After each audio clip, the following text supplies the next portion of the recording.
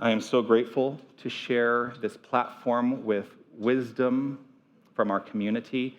Each week, I invite one of our prayer chaplains or one of our ministers to share a reading to guide us in our monthly affirmation and also to guide us in prayer. Here to do that for the first time, yes, as a prayer chaplain, please welcome Cindy Enquist.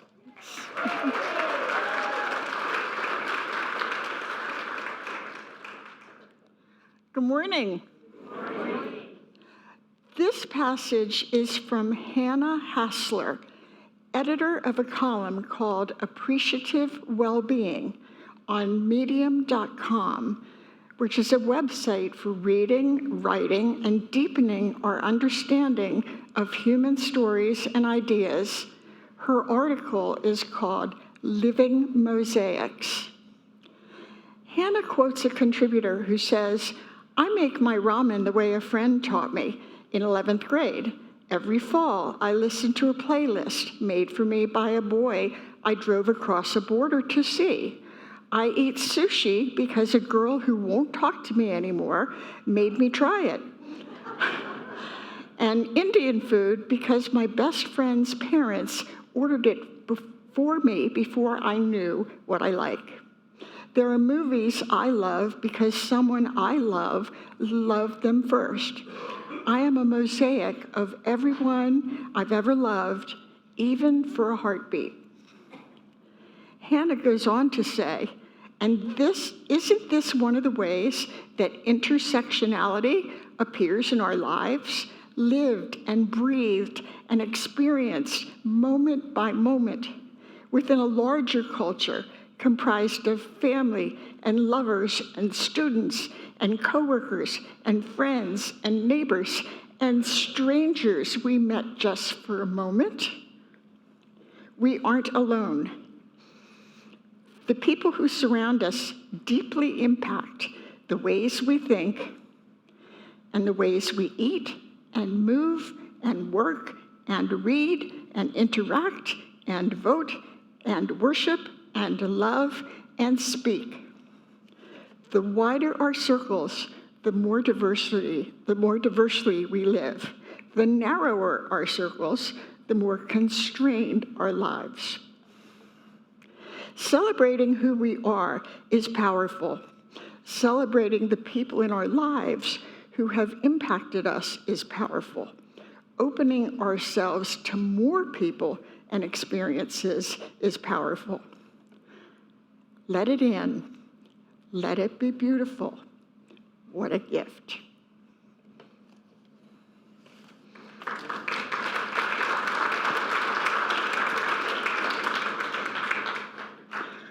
I am going to say aloud this week's affirmation, and I invite you to hear the words and take them in.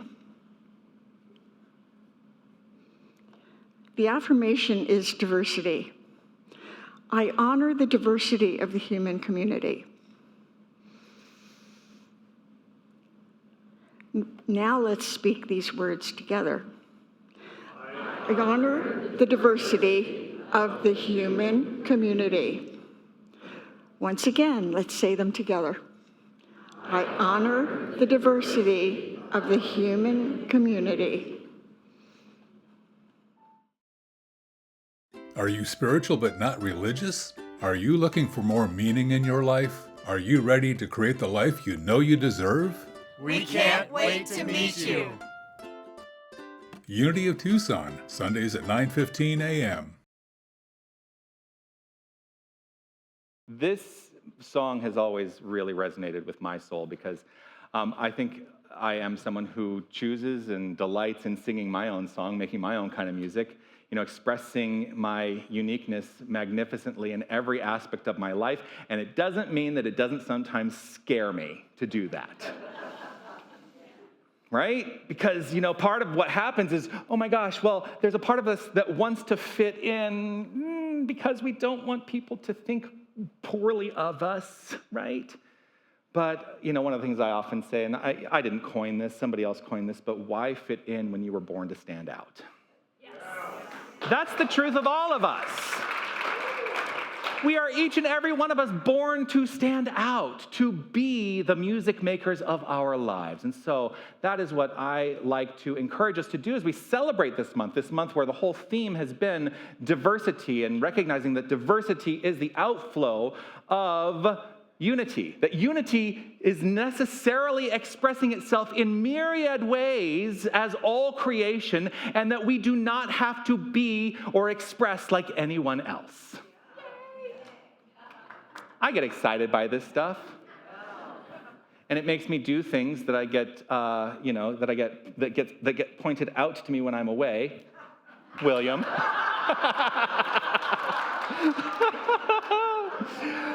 I have to tell you, I watched last week's service, and thank you so much, Reverend William, for guiding last week's service so beautifully.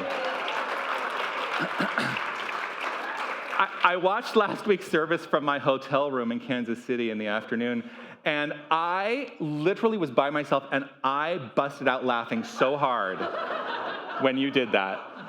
Brilliant. Brilliant. So yes, I was away last week. I spent the week in Kansas City. We spent a full day at Unity Village, which is, the center of the Unity movement. And I was there for the Unity Worldwide Ministries Convention. I would say annual convention, but they're not going to have a convention next year, so it is no longer an annual convention. One of the topics that got brought up, and I hear this a lot, it gets brought up all over the place in many Unity communities, is this phrase, and I'm going to shudder a little bit as I say this. Unity is the best kept secret in the world. Not anymore. But there's still paradigms, there's still many who are out there thinking this is the way it is. But here's the thing that I want to remind us all of. Our thoughts, our beliefs around those thoughts, and the feelings that wrap up those beliefs and thoughts, those are the ways that our life is unfolding. So if we continue to hold on to the premise and the notion in a feeling way that unity is the best kept secret in the world, unity will continue to be the best kept secret in the world. Perhaps unity is the best kept secret in the world because we are unwilling to walk out our own door and engage in community. Community, common unity. That's the root of the word community. Common unity. There is something that connects each and every one of us. That is what unity stands for. We stand for love. We stand for forgiveness. And we stand for remembering the core of our being. And we are tasked, I think, with sharing our light, our message, and our presence in a world that is aching for authenticity and connection.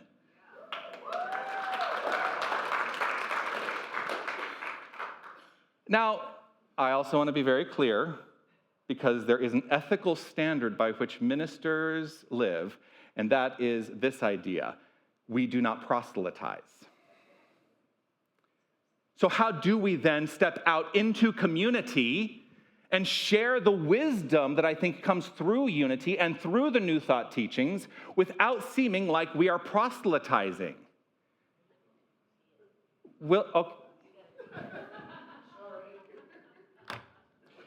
All right, this is unexpected, but there's an answer. No, have at it. Lead by example. Reverend William Gill. That is exactly the answer I would give. We lead by example. We be the example of love and kindness and respect and understanding our divine identity so profoundly that people will look at us and go, wow, look at the life they are living. What is it about them? And then we are invited into the conversation to say, this is what works for me. But I will also be very clear to acknowledge that what I say at the beginning of every single service, every single week, is I am not here to tell you what to believe. I'm not here to tell you what to think. You get to be in a place of choice around whether you will apply the principle in your life or not. And I will not judge you if you decide on something else. That is entirely your responsibility. But I am saying that I think we should be out there unapologetically singing our own song in every aspect of our lives.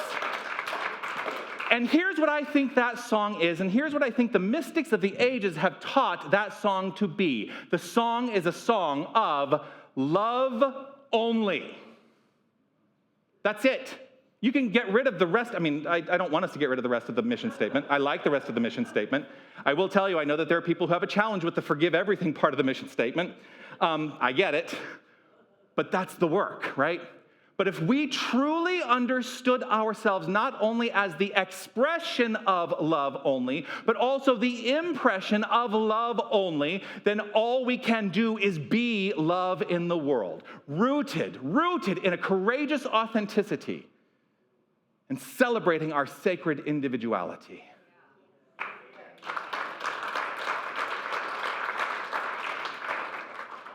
The only commandment that the teacher Jesus offered was this: love.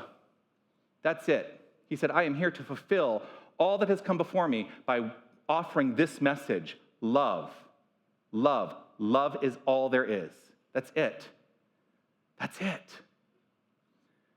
So, being at the Unity Convention this week, and I go every year, but not next year because there won't be one.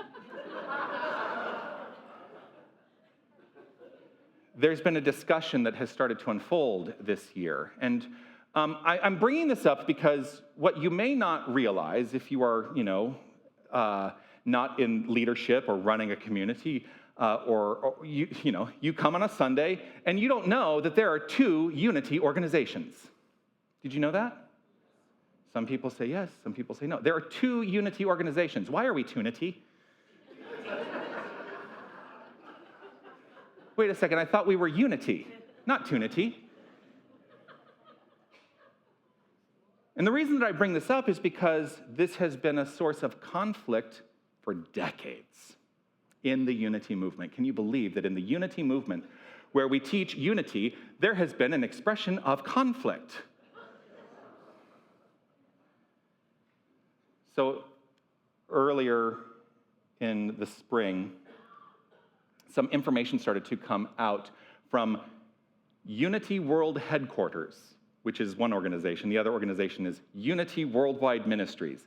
I'm not going to get too deep into why there are two organizations or what the organizations do. Just suffice it to say, there are two organizations currently. But Unity World Headquarters started sending out information earlier this year in the spring to say there have been talks among the leadership of each organization to say that we should actually embody and express one unity. One unity.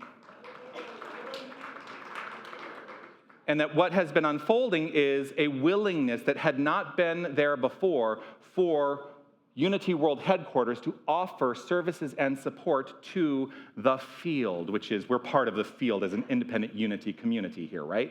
So there's a move on to say we are one unity, we're one unified whole, and we should be expressing that in the world. And so let us let go of this notion or paradigm of two separate organizations and come together in strength and resolve.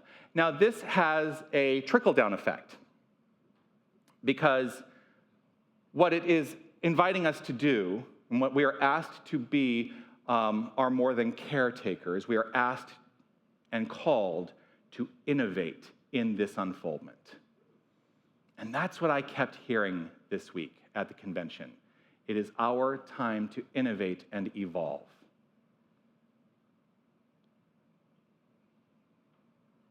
No great spiritual tradition has come into expression without a willingness to innovate and evolve past what has been before.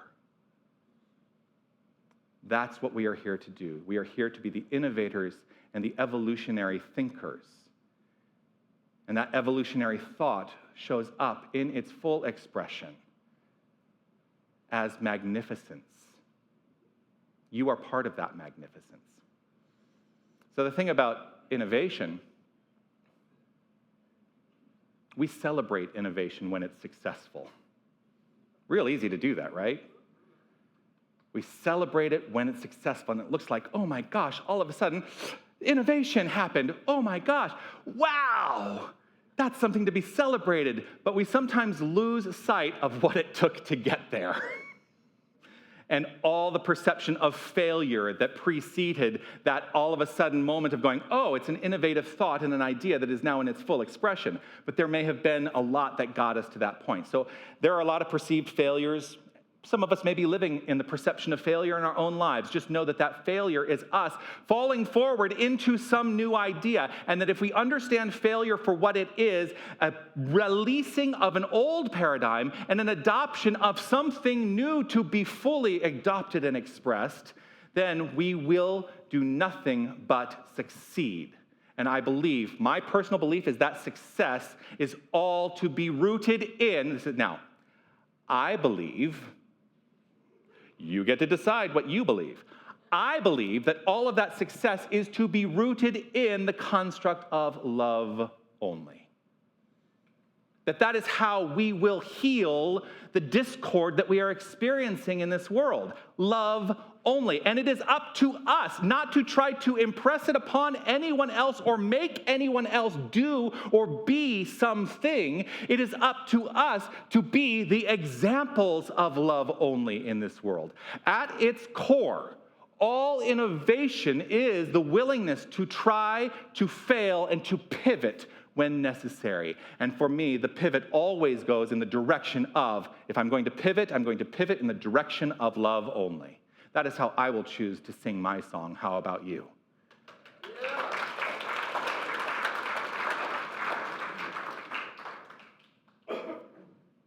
There's an impulse in me that is seeking to ask this question: what does it truly mean to sing your own song? And to ask it in this context. What does it mean to sing your own song when you see around you people who may be struggling to meet their basic needs? I see that sometimes. There are people in this room, and I'm not pointing anyone out, but there are people in this room here today who are struggling to meet their basic needs. Spiritual enlightenment cannot be the result of a struggle for basic needs. This is where that loving impulse, that song within, is an invitation to transform itself into service. And those of us who may not be struggling to meet our basic needs, I think one of the magnificent things that we can do is to find within ourselves a compassionate heart that calls us to respond to that real world pain. Spirituality is not here, spiritual practice, spiritual philosophy, it is not here to ignore humanity. It is not here to skip the steps of humanity. It is here to say that we must be willing to walk in humanity, in compassion, and allow ourselves to serve in ways that we can serve when we are gifted with that opportunity to help rise and lift others around us. Common unity, community is what it's all about. There's a big move. I said it a few weeks ago, and I think that when we have our Southwest Region Conference next year, part of the discussion is that we're going to have this as a primary focus of that conference. I've talked about the kingdoms of consciousness and conscious awareness before, moving from victim to victor, basically moving from the life happens to me, through life happens by me, life happens through me, life happens as me. And I am very, very, very passionate about the idea that we are stepping into a fifth kingdom of consciousness, and that life is happening as we. That it is not an individualistic construct any longer, that we must be willing to step into life is we, life is the community, life is the common unity, and we get to share in this. There's a minister in Kansas City. Well, there are a lot of ministers in Kansas City, frankly. Being the center of the unity movement, there are about 18,000 unity communities in the Kansas City area. But one of the ministers that is in the Kansas City area was honored this week with the Light of God Expressing Award. Reverend Randy Feeke was given this award. And when he was introduced, and it was explained why he was deserving of this award, I just thought there's more that we can do as a community. Because he really looked at are the basic needs of not just our Unity community, but the community all around us being met that is honoring the way that people can then develop and evolve and grow and thrive. So he decided to commit his community to address needs in practical ways, the needs that he saw all around him. And he said, when our basic needs are met, we are empowered to elevate. And when our basic needs are not met, we cannot spiritually evolve. He based this essentially, if you know the psychological structure, Maslow's hierarchy of needs. Look it up if you don't know, because I'm not going to go into that whole discussion. But there's a hierarchy that has been proposed by Abraham Maslow. At the bottom are the basic needs to survive. And if you are not meeting those basic needs to survive, you cannot rise yourself on that hierarchy of needs. And basically, the top is spiritual enlightenment. So if you are not addressing what's down here, you cannot ever reach what is up there. And so I think that part of Unity's call is to be spiritually grounded and practically responsive, because we are empowered right where we are to support the needs of those around us. And I think we can do a better job of it. I don't know what that means. I don't know what it looks like. You know, maybe there is a call. I mean, we do the Bears in the Chairs campaign every year. We do the Socks Box every year. We do a blanket brigade every year to help support aspects of our community. I think that's just scratching the surface of what is possible for us as a community to do in this world. And we are the ones. We are the ones who are empowered and asked to do this. Our song is not just a solo. We can harmonize with those whose voices are not being heard because of those survival struggles, and our harmony, the shared harmony, can lift us all up. You know, one of the personal struggles that I have in ministry is that, you know, sometimes I do want to paint a rosy picture. But I'm also very clear that that rosy picture is spiritual bypass. It is putting my head in the sand, and it is saying that I am not adversely affected by anything around me. We sell that as a bill of goods a lot. I am not adversely affected by anything around me. I am an individualized expression of the one, and so there is nothing in the world of circumstance that has any bearing on my well-being anymore. Well, that is so self-focused. We forget sometimes that if we are rising ourselves into a state of love only, that we can then contribute to that consciousness in the world. And that is what I believe the call of Unity is, to contribute to the consciousness of love. So it's not just about painting a rosy picture. It's about saying, I know the truth of my being. I hold and uphold that idea as the truth of your being. And together we can rise above any adverse circumstance. Because here's the thing. I don't see necessarily adverse circumstances ending anytime soon. I'd like to think that that is part of the path. Yes, I do think that's part of the path. I believe the way we get there, I believe the way we get there is by acknowledging and living from the point of view of our divine identity. We are not here to sugarcoat the truth. One speaker said it this way this week. He said, tell it like it is, especially in the face of challenges.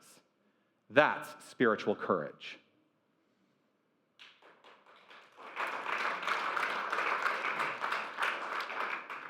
And we are called to allow that inner courage that we can adopt. We can adopt that courage. We can allow that spiritual courage to help us develop resiliency in the expression and experience of this world. That's what Jesus did. That's what the Buddha did. That's what Muhammad did. That's what all the mystic teachers of the world have done. They have allowed themselves to step forth in courage to say, I am a resilient expression of love, and this is how I choose to be, irrespective of what anybody thinks about me. That's a big one. Oh my gosh. What other people think of you is none of your business.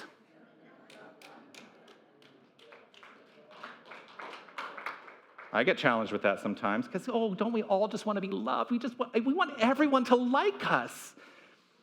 We just want everyone to like us. It's not going to happen. I'm sorry, it's just not. There are going to be people who will object to the way you are in the world. I have trust me, I've lived most of my life with a large number of people objecting to the way I live my life in the world. Right, William?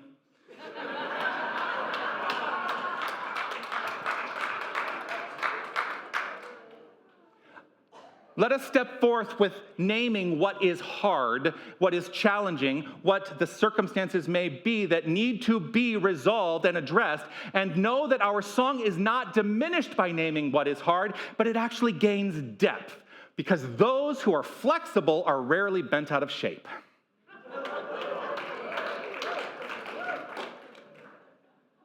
To sing your own song is not just about being heard. It is about fully expressing your divine identity. It is about recognizing that Spirit, the infinite Spirit, whether you call it God, the universal presence, the creative source, doesn't matter. That universal Spirit sings through you, and recognize that we can remember and allow that to be the point from which our unique expression is unfolding, and that our unique expression matters to the healing of this entire planet. Peace and blessings. You are magnificent.